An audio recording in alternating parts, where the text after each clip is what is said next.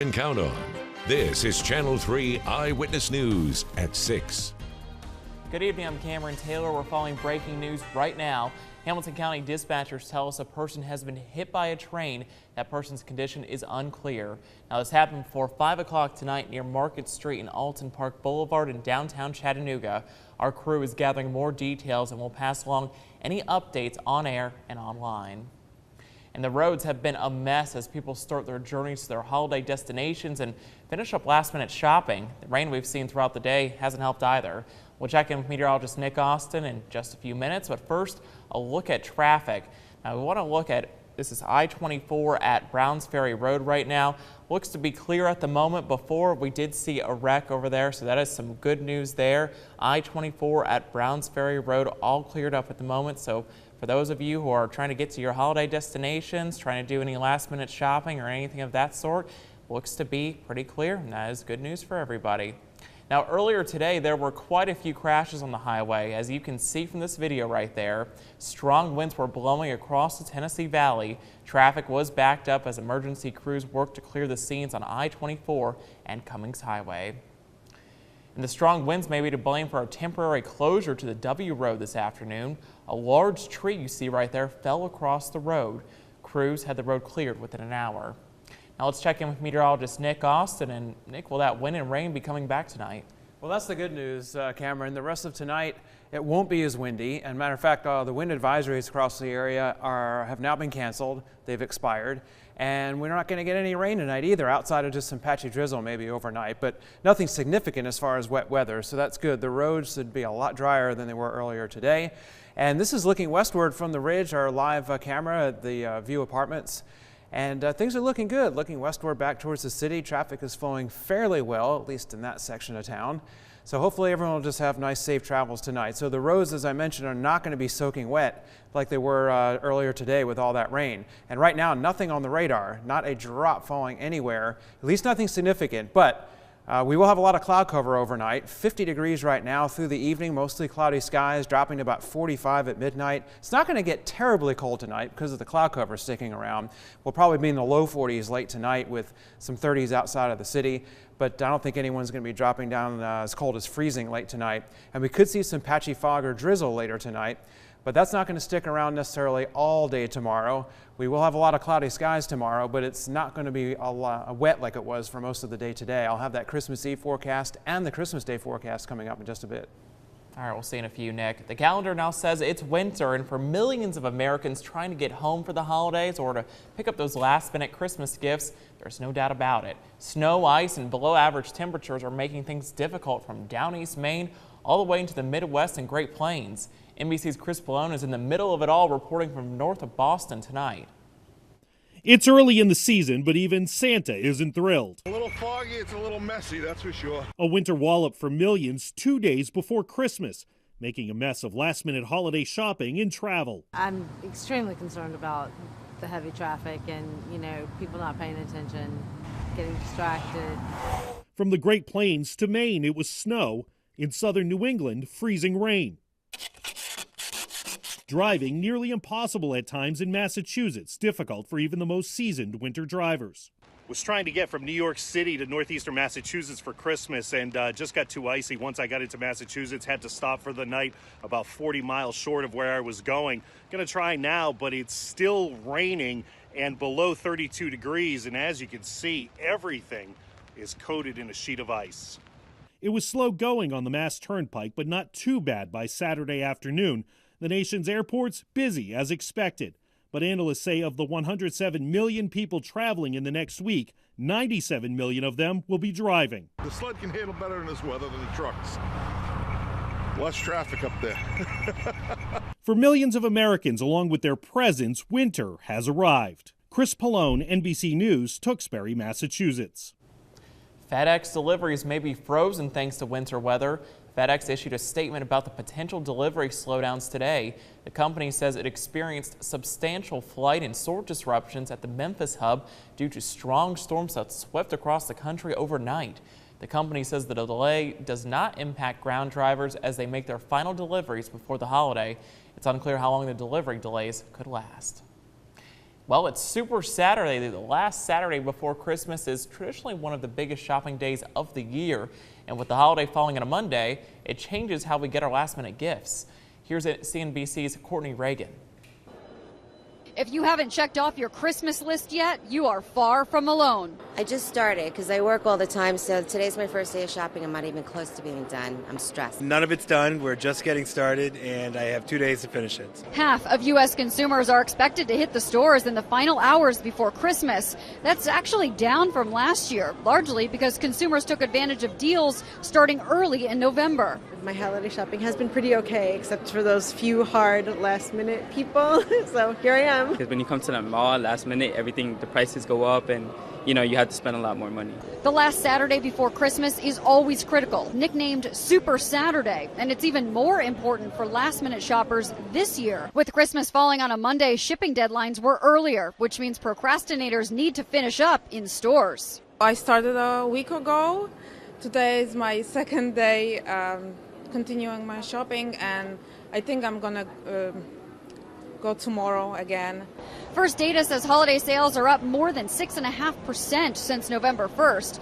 Couple an already strong season with the last-minute rush, and analysts are upping their optimistic forecasts going into the final shopping weekend. Today and tomorrow are key times for the holiday season, and typically 40% of holiday sales occurs between December 15th and the 25th. So today and tomorrow are outliers in terms of their importance and significance. I think I need some adrenaline, like last minute gives me some adrenaline, and this is what motivates me to do the shopping, yeah. Nothing like the adrenaline of a ticking clock.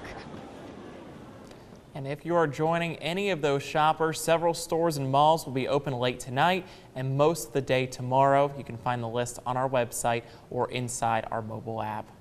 Now, a reminder, if you want a glass of wine with your Christmas dinner or to celebrate Christmas Eve, you need to get it today. There are no wine sales on Sundays, and most places are closed Monday for Christmas. Next here on Eyewitness News at 6, a boil water advisory is out for Copper Hill residents.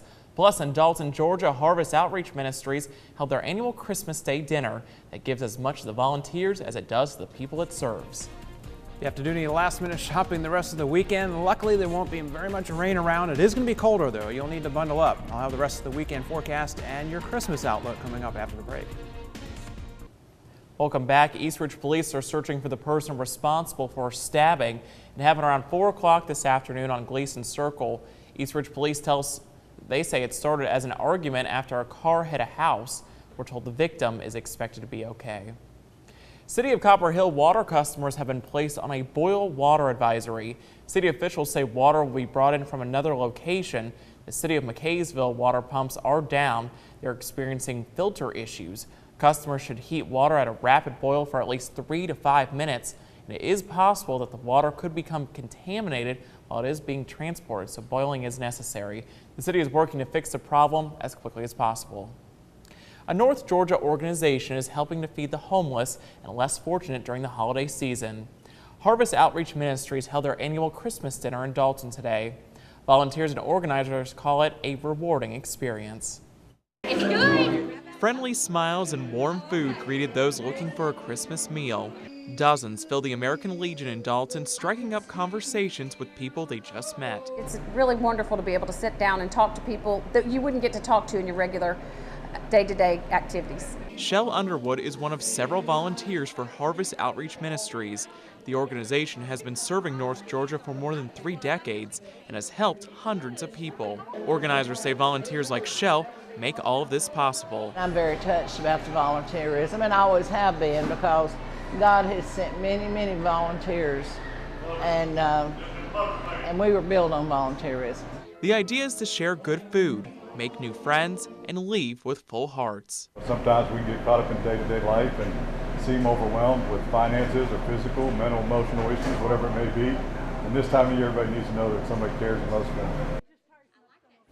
If you're interested in getting involved, we have details on our website, WRCBTV.com, and inside the WRCB mobile app.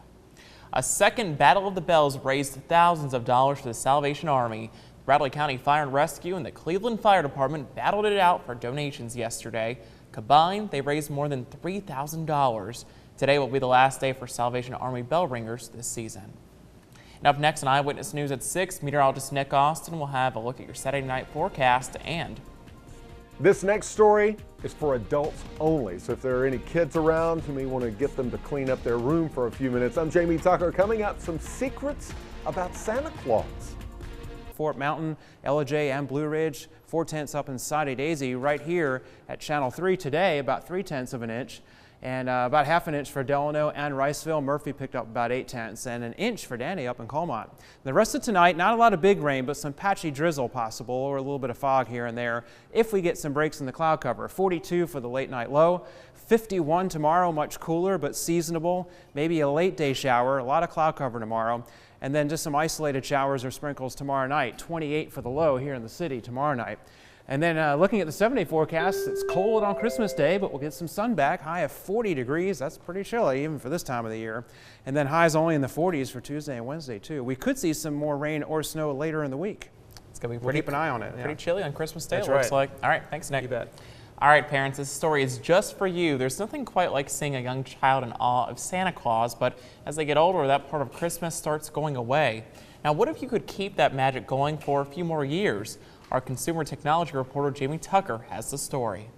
Yes, Santa eats the cookies, drinks the milk, and sometimes leaves some footprints out of the fireplace. But what if you could give your kids more proof that Santa actually visited your home? The app Catch Santa uses a little smartphone magic to catch Santa Claus and his yearly visit in your home. Take a photo of a room. I'll use the room with the tree. Snap the shot, and you get some choices of images you can superimpose over yours.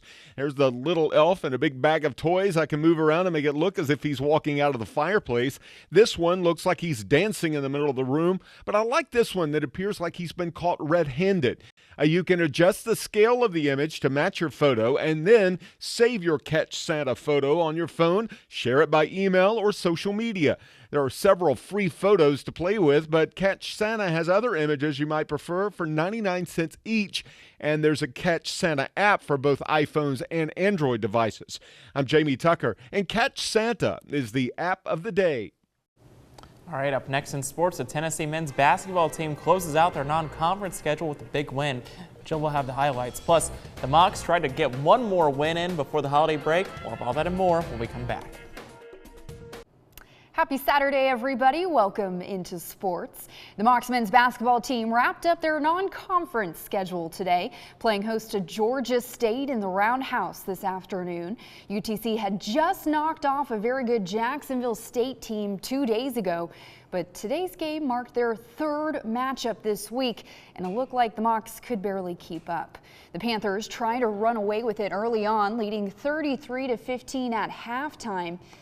And they only got better after the break. Georgia State opened the second half with a 16-3 run and led by as many as 32 at one point in the game. DeMarcus Simmons led the Panthers with 21 points, 6 rebounds, and 6 assists. UTC junior Nat Dixon was the one lone bright spot for the Chattanooga Mocs, getting hot midway through the second half and finishing with a team-high 18 points. Chattanooga has worked its way back from many deficits before, but the Panthers never gave them a chance to get back in this one. Georgia State would eventually blow past UTC 71-48 that final. Our mentality was not in such that we were ready to make a comeback. It wasn't, for whatever reason. I think they felt for the first time, and I'm just trying to think about what they felt and appeared defeated for the first time in a long time. We came out sluggish, not doing our assignments, really kind of seeing the ball go through for him a lot. I feel like that kind of took a hit on us, so I feel like we definitely have to just learn and grow as a team and just learn how to weather the storm, The Mocs finished the non-conference schedule 6-7 overall. UTC is now off for the holiday break, but will open up SoCon play 1 week from today on the road against Samford. Sticking on the hardwood, the 21st ranked Tennessee Vols had one game left before they kick off SEC play next week, but it wasn't an easy one. The Vols were on the road today taking on ACC opponent Wake Forest, who just so happened to be on a 6-game winning streak. The Vols came out unusually sloppy the first half, and the Demon Deacons took advantage of it. A deep three from Keyshawn Woods here gives Wake Forest the lead. The Vols, though, cut the lead to 2 thanks to this Kyle Alexander dunk down low. Tennessee led by 1 point at halftime and then flipped the switch after the break. Jordan Bone with an open lane goes right up the middle for 2. Vols now up by 9. Just minutes later, Bone drives middle again, but this time kicks it out to Jordan Bowden for the open 3. Vols go on to win it 79-60 over Wake Forest, snapping the Demon Deacons' 6-game winning streak. What our goal has been from the time that we've gotten there is truly believe that every time we go on the floor that we've got a chance to win. And you guys have watched us. We've had to be almost perfect. We had a chance to win the Carolina game. We weren't anywhere near perfect. Same in the Villanova game. We weren't anywhere near perfect. So that's where we've improved. But now we've got to want to get better. The standard that we've set. Switching over to the NFL, the Tennessee Titans still have a chance to make it to the postseason this year. They just have to take care of business tomorrow against the red-hot LA Rams. Former Georgia Bulldog Todd Gurley is part of the reason why the Rams have been on fire lately, accounting for over 1,000 yards and 13 touchdowns this season. He for his size, he's hard to bring down. I mean, there's a lot of. I watched him again today. There's a lot of 5- and 6-yard gains, and not everybody's blocked. I mean, he's making it after contact. So just as dangerous out of the backfield. Just you got a little bit of that West Coast mentality. Get the ball in your playmakers' hands and let them make the yards. Well, he's a good one to have to do that. The Titans' run defense has been one of their strengths this season, though, ranking 3rd overall and allowing just 87 yards per game. Kickoff is set for 1 p.m. tomorrow at Nissan Stadium. Another team that still has a chance at making the playoffs this year is the Atlanta Falcons. Atlanta is 9-5 right now, and believe it or not, because of their next 2 opponents, they control their own playoff destiny. A win tomorrow against the NFC South leading Saints would clinch a playoff spot for the Falcons, no matter what.